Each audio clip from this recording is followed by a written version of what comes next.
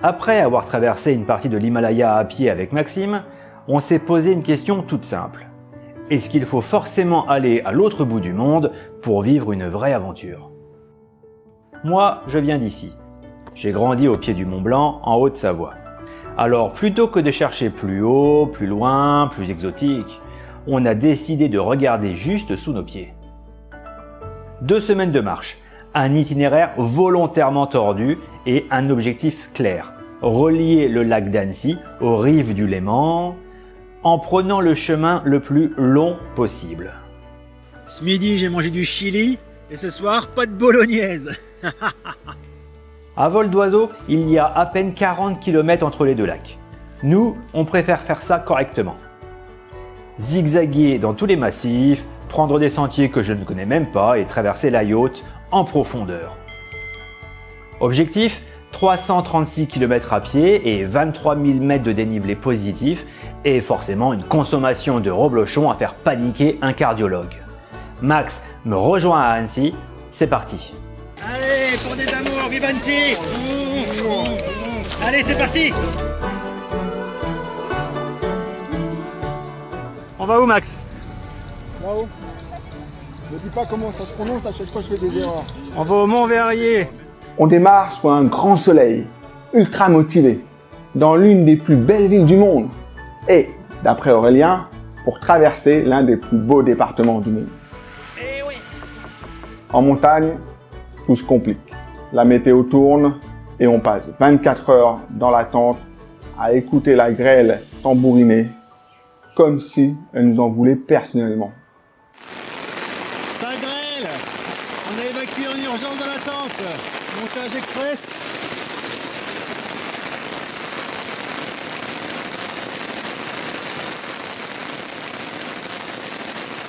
Repas du soir, bonsoir. Ben voilà, 24 heures dans la tente. Il est temps de lever le voile. Partir. Max, faut démonter la tente. Ouais, demande-les donc. Max, c'est ce que tu fais. Je vous là, je suis en pleine partie, je te laisse commencer, tu vois, te montre les dents. Je suis en train de démonter la tente, toi tu joues à la Game Boy. Chacun son taf. Ah, la bouteille d'eau, elle a eu la chiasse. Trop peur de l'orage. Ah. On repart donc en milieu d'après-midi en suivant une crête qui surplombe le lac d'Annecy, avant de poser notre bivouac au pied de la Tournette. Nous sommes ici au lieu-dit Chalet des Crottes et on s'est dit que ce serait un super endroit pour se ravitailler en eau. Allez, on est rentré dans le pays du reblochon. Du coup, ce soir, c'est la tartiflette qui fait plaisir. Et ça ressemble à du vomi. Même l'odeur est là. Du vomi ou du reblochon? J'ai bon en fait. Salut copine. Tu fais le rebloche? La Tournette, c'est une montagne symbolique pour moi, car je ne l'ai grimpée qu'une seule fois, avec mon père et avec Claire, mon épouse, et c'était il y a plus de 20 ans. Donc y revenir aujourd'hui et faire découvrir cette montagne à Max, ça me fait quelque chose. Et puis, dès qu'on bascule de l'autre côté, les Aravis commencent.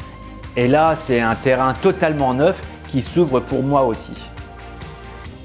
Aujourd'hui, belle journée de 30 km depuis le sommet de la Tournette.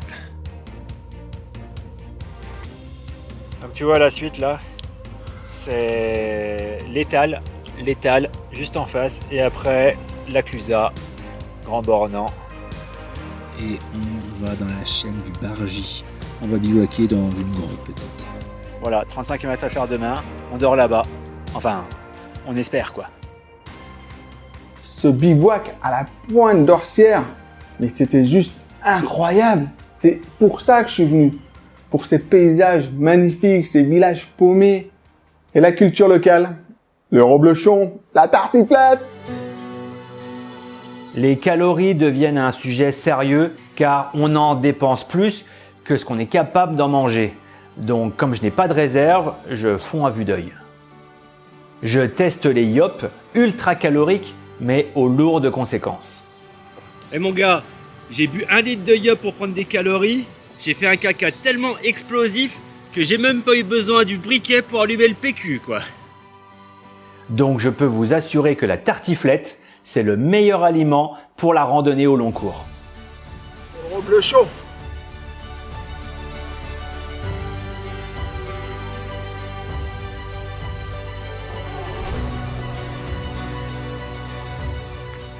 Parfois, on rencontre des obstacles naturels, dirons-nous. Et ça nous empêche vraiment d'avancer, quoi. Ou plutôt de doubler. Et poum! Vasectomie pas chère! Après la Clusaz, La Clusa, on dit pas les aides. oui, c'est vrai. Après la Clusaz, le Grand Bornand et le col de la Colombière, on grimpe vers la chaîne de Bargy. Avec Aurélien, on marche exactement de la même façon. Même rythme, même regard sur le monde, même plaisir à chercher des coins de bivouac improbables. Évoluer ensemble en autonomie, c'est fluide, simple et évident. On passe les 100 km et évidemment notre matériel est un pur bonheur. C'est le même setup que dans l'Himalaya. Ultra léger, ultra optimisé. Sac de 37 litres, que 10 kg sur le dos. Ça nous permet d'enchaîner les grosses journées et de nous engager dans des pentes bien foireuses sans finir en marche arrière non désirée. On a quand même fait 2 upgrades essentiels. Une tente plus grande, enfin, on va quand même faire 12 nuits dans la tente, et nos Game Boy Micro. Elles sont moins lourdes que nos Switch qu'on avait amenées au Népal, et surtout essentielles pour notre équilibre mental. Ce soir, on a fini tôt. Du coup, un petit Bomberman des familles. Allez Max, moi je suis mort. Allez, lève la tente. Nous contournons à contre-cœur la pointe percée. C'est le point culminant des Aravis, mais ils annoncent des orages pour ces 2 prochains jours, donc on joue la prudence. Heureusement, je connais un raccourci à bouquetin, une brèche étroite entre 2 falaises dans un pierrier géant. Sur le papier, ça fait peur. En vrai, un peu quand même, surtout comme là, en pleine choucroute. C'est ce qu'on appelle descendre un couloir de merde. En fait, t'es trop prudent. La technique la plus sécu, c'est de lâcher les freins et de partir tout droit dans la pente. Clairement, c'est pas le genre de sentier qu'on trouve chez nous à La Réunion. Allez, comme au ski, tout chousse. On bascule enfin dans la vallée du Mont Blanc, direction Challenge. Et comme dit Aurélien, la plus belle vallée du monde. Il y a du blanc là-bas, ça que tu me dis? Mont Blanc, la crème dessert? Bienvenue à Salanches, la ville où j'ai grandi et où j'ai appris à aimer la montagne. Bon les enfants, aujourd'hui il pleut, c'est la pause. Alors qu'est-ce qu'on fait quand il pleut?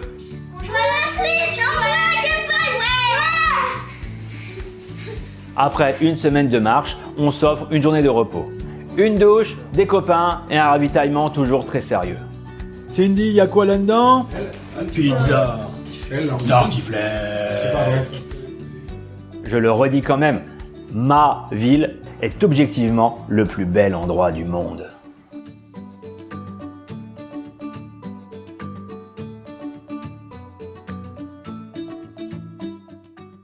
Maintenant, on va monter ça. Mais qu'est-ce qu'il fait? Ah, il est attiré par le Mont Blanc. Tu vois le Mont Blanc, t'es content? Ah oui, ah, je comprends maintenant, la plus belle vue du monde. Bon, il barbe tout le monde avec ça, mais il faut reconnaître que le Mont Blanc, c'est absolument splendide. On change de décor. Maintenant, on attaque la traversée du désert de Platée. Étudions de près l'espèce animale, le maxime. C'est une espèce handicapée, sourde, reconnaissable par son t-shirt orange et son pied aguerri en milieu escarpé alpin. C'est une espèce endémique de Suisse normande, mais qui a su très bien s'adapter aux sentiers de la Réunion, de l'Himalaya et ici, en face du Mont Blanc. Il nous reste environ 200 km pour rejoindre les rives du Léman. On rallonge donc volontairement pour contourner la pointe de Salles et découvrir l'autre versant pour revenir sur Lanterne. On part du refuge, on va monter jusqu'au lac d'Anterne, pour ensuite aller au col d'Anterne et on va suivre la crête ici là, jusqu'à la tête et on suit la crête jusqu'au col des Chaux. Le col des Chaux, on continue à remonter. On va aller jusqu'à 3000. Cette crête est incroyable, rocheuse, engagée, mais bon, on est bien obligé de monter au sommet puisqu'on veut basculer derrière le buet. Les cordes tiennent, ça c'est bien. Le buet, le buet, le buet. Et voilà Max, il y a quelques années on a fait le Mont Blanc, et là on est au Mont Blanc des Dames. Ah oui, le buet. Mais on n'aurait pas dû commencer par ça, que c'était plus simple que de commencer direct par le Mont Blanc, non? C'était pas sur le chemin. Ah oui, c'est vrai. Bon, bah, maintenant on trace alors. Allez, on va en Suisse. La descente se fait par une arête entre Main Courante et Via Ferrata jusqu'au Cheval Blanc, côté suisse, au-dessus d'Émosson et du cirque de Sixte Fer à cheval.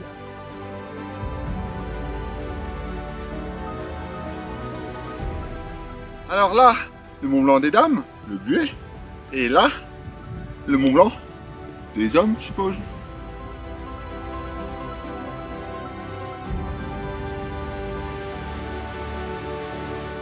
On a trouvé le sentier le plus mortel qu'on ait fait jusqu'à maintenant, c'est celui-ci. Le risque, c'est que l'attractivité fait que tu regardes vers le Mont Blanc et tu ne regardes pas le sentier. Et du coup, que tu trébuches et tu dévales en contrebas. Voilà, j'ai mis.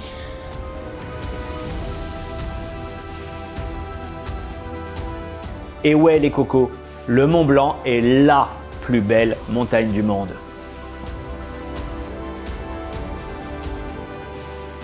Nous remontons le cirque Sixte Fer à cheval.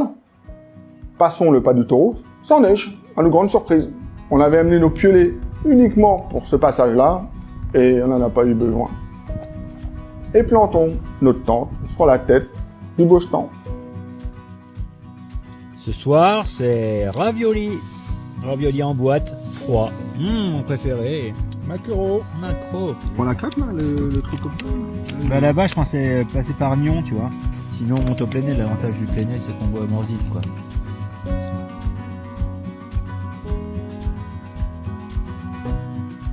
J'avais déjà bivouaqué ici même en 2019 lors de ma grande traversée des Alpes françaises, mais j'étais dans l'autre sens. Aujourd'hui, marcher vers les portes du soleil, voir au loin les massifs que nous avons déjà parcourus et ceux qui nous attendent, c'est un pur bonheur. Et ce soir, on dort en face, ici.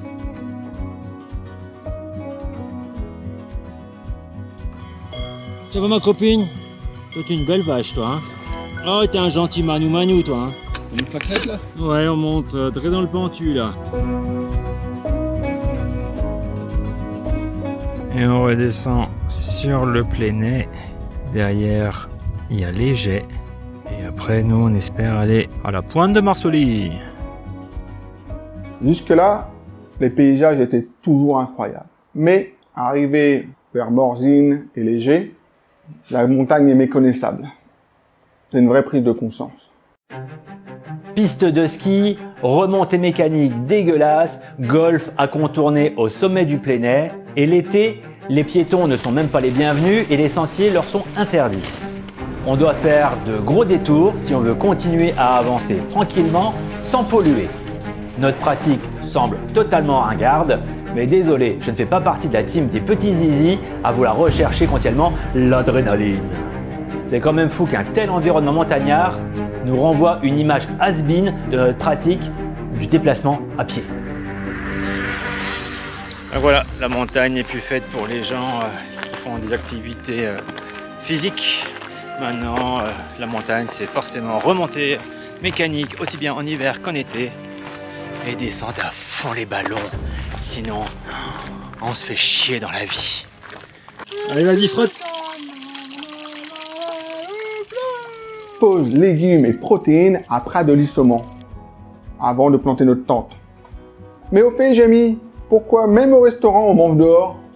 Parce que je pense qu'on pue trop pour manger à l'intérieur du restaurant, c'est pour ça. T'as retiré tes chaussettes du Népal? Ah ouais, non mais, t'as vu ça? La taille? Non, attends, moi ce que je vois c'est pas la taille. Moi ce que je vois c'est ton orteil. C'est des expériences de mes filles. Et ça part pas.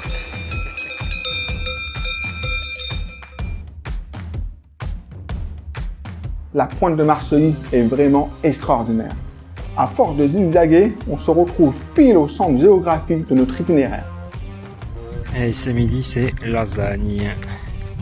Froide, évidemment. On dirait pas comme ça, mais ça a le goût de sa tête, en fait. Hein.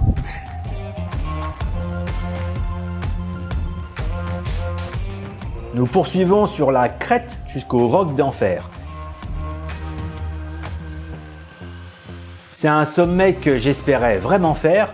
De là-haut, on voit même le lac Léman.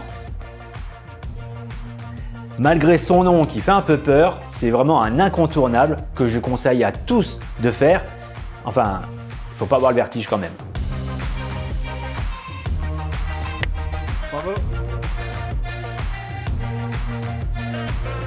La suite, c'est moins glamour. Pas de sentier, donc piste de ski bien pentue, pourrie sous les canons à neige, jusqu'à Saint-Jean-d'Eau.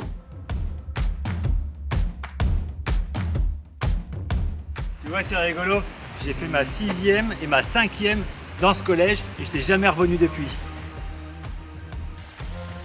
La randonnée au long cours, c'est vivre simplement, c'est revenir à l'essentiel, trouver du plaisir dans des choses minuscules.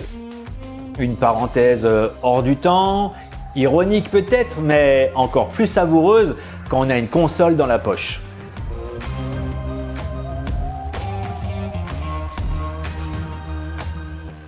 Regarde la frange de la vache. On traverse le passage de Savolaire, entouré de vaches manifestement ravies de nous voir. On quitte définitivement les Arabies, le Bargy et le roc d'Enfer. Et nous descendons direction la vallée d'Abondance, bien connue pour ses vaches et son fromage.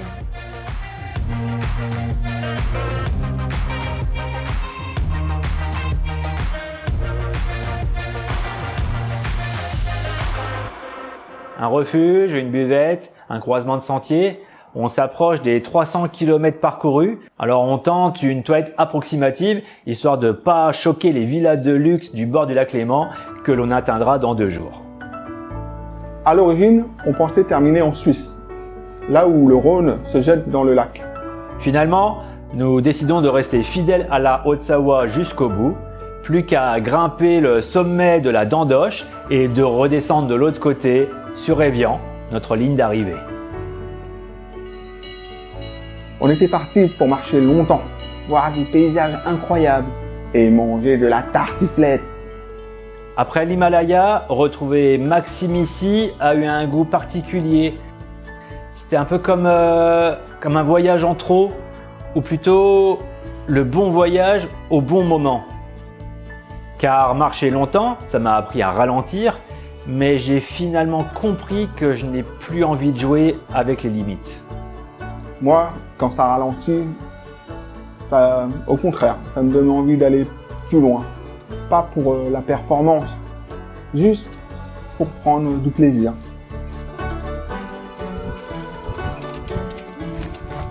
Revenir ici, dans les montagnes où j'ai grandi, ça m'a appris qu'un virage n'est pas un renoncement, mais plutôt une façon de durer. Bon, pour le dernier soir, tu manges quoi? Bah, une tartiflette. Et toi, Max, tu manges quoi? Une salade de thon. Mais dis-moi, ça a l'air dégueulasse. Tu me donnes ta tartiflette, s'il te plaît? Même pas en rêve. Égoïste. Bah écoute, c'est ma première tartiflette froide. Hein. C'est pas génial. Même le piégé était meilleur.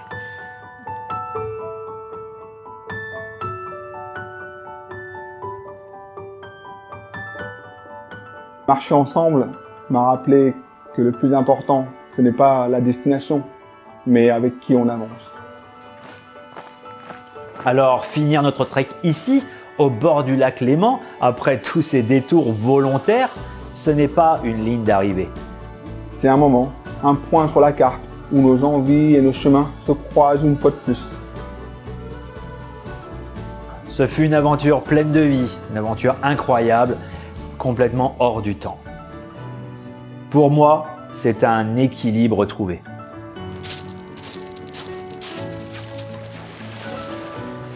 Pour moi, c'est l'envie de profiter de chaque pas, de partager cette passion, de recréer ces moments avec mes filles.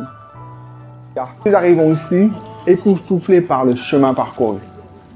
Certes, un peu crade, mais tous les deux avec un grand sourire tranche papaye.